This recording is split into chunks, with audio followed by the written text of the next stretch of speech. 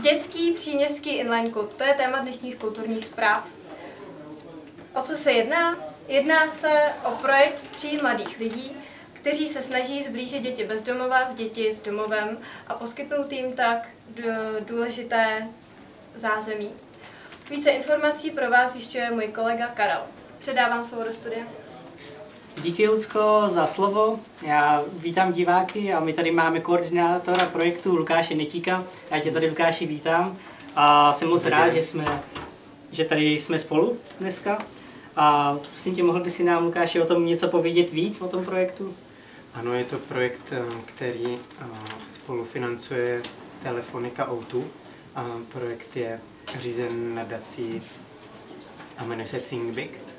A projektu se účastní děti bez rodičů a s dětmi, které mají rodinné zázemí. Dobře, to je úžasná věc, protože děti bez rodičů potřebují takovouhle pomoc. A já bych se chtěl zeptat, jestli je to první ročník, který pořádáte.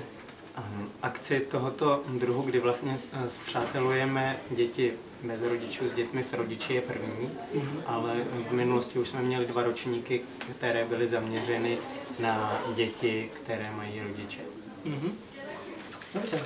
A jestli bys mohl povědět taky divákům něco o tom, jaký bude program této akce, kde se to bude pořádat a kdy to bude?